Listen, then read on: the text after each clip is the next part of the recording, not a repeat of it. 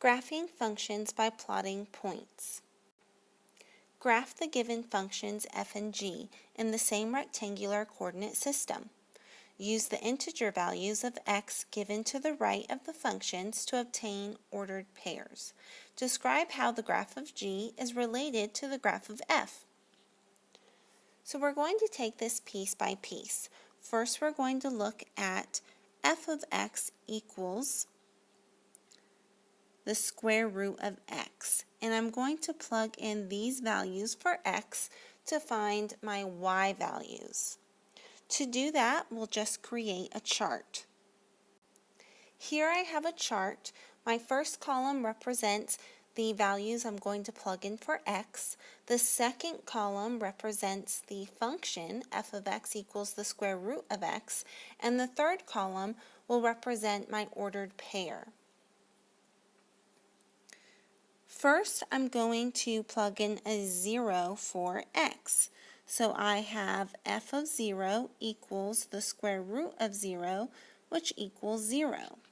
So my ordered pair of xy, or x of f of x, is 0, 0. You're just taking the x and then the value you got in your second column. F of 1 equals the square root of 1, which is 1. And my ordered pair is 1, 1. Then I'll do f of 4, which is the square root of 4. And that's a 2. So my ordered pair is 4, 2. Lastly, f of 9 equals the square root of 9, and that is 3, with an ordered pair of 9, 3.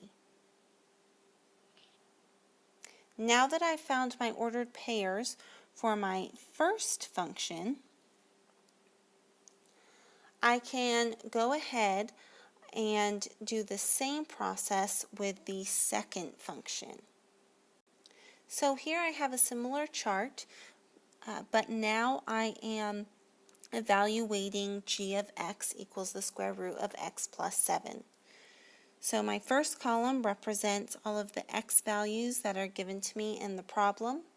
My second column represents the function, and my third column represents the ordered pair that I'll find. So first, we'll plug in a negative 7 for x. So I have g of negative 7 equals the square root of negative 7 plus 7. And that equals the square root of 0, and the square root of 0 is just 0. So my ordered pair is negative 7, 0. Next, I'll find g of negative 6. That equals the square root of negative 6 plus 7, which equals the square root of 1. And the square root of 1 is 1. So my second ordered pair is negative 6, 1. And g of negative 3 equals the square root of negative 3 plus 7, which is the square root of 4. And the square root of 4 is 2. And my ordered pair is negative 3, 2. Lastly, I have g of 2, which is the square root of 2 plus 7, which equals the square root of 9, which equals 3. So my second ordered pair is 2, 3.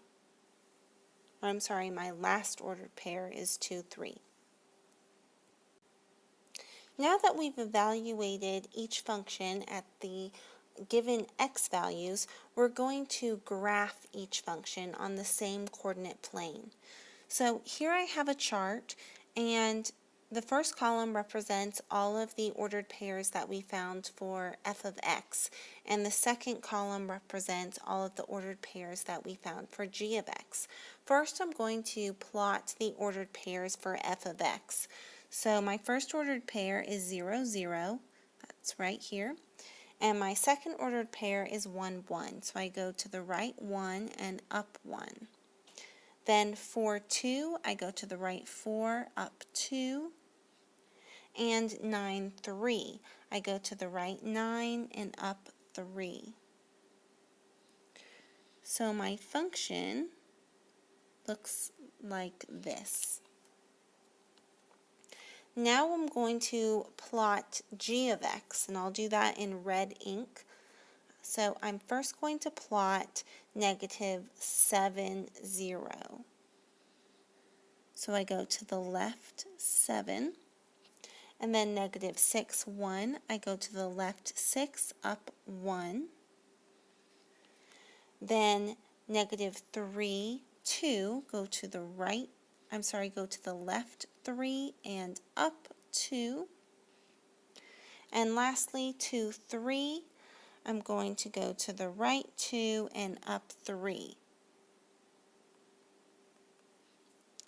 And then I'll graph that function. So as you can see, both functions have the same shape, but the graph of g of x is shifted to the left. Now in our problem, we're asked to describe how the graph of g, which is the red graph, is related to the graph of f, which is the blue graph.